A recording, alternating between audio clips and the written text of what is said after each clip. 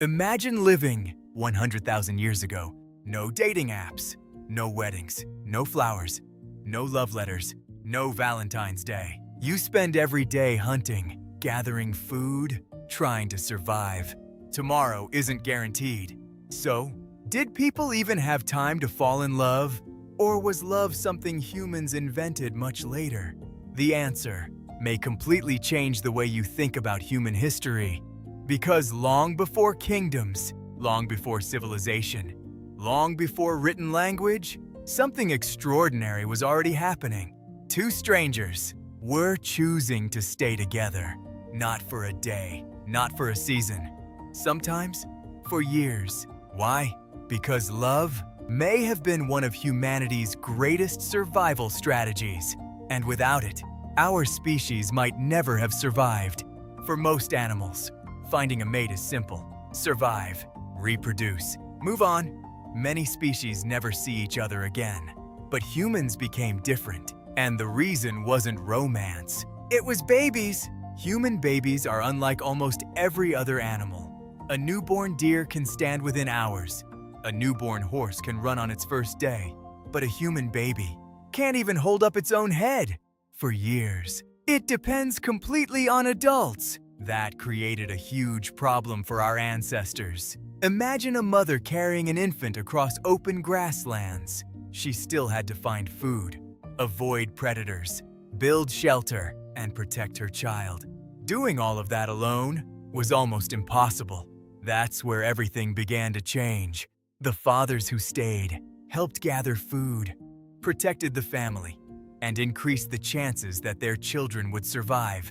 Those children were more likely to grow up, have children of their own, and pass those same behaviors to the next generation. Over thousands of generations, natural selection didn't just reward strength, it also rewarded cooperation. Slowly, the bond between two people became more than reproduction. It became one of humanity's greatest survival advantages. But if early humans stayed together, how did they choose who to stay with? Without dating? Without marriage? Without even language as we know it today? Imagine meeting someone 50,000 years ago. There were no photographs, no dating profiles, no text messages. In fact, there may not have even been enough words to describe love itself.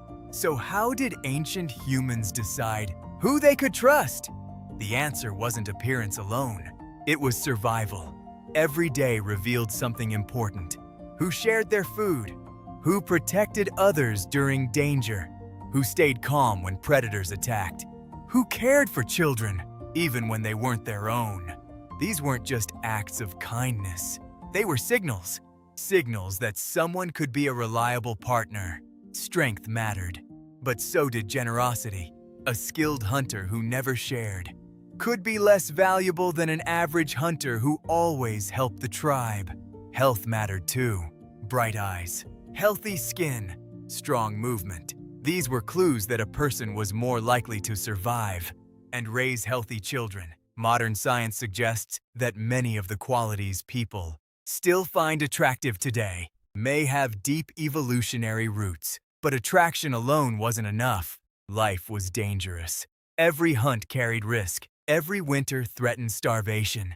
Choosing the wrong partner could cost you everything. Over thousands of generations, trust became just as valuable as strength, because when food became scarce or predators appeared in the darkness, you didn't just need someone you liked. You needed someone who wouldn't leave. It's easy to imagine ancient humans as emotionless survivors, hunting, sleeping, repeating the same routine every day. But archaeology tells a very different story.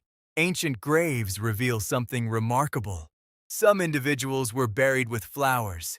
Others were laid to rest with tools, jewelry, or objects that clearly held personal meaning. Why? The dead don't need gifts. The living do. These burials suggest something deeply human: grief, memory, attachment, and perhaps love. Modern neuroscience offers another clue. When people fall in love, their brains release powerful chemicals. Dopamine creates excitement.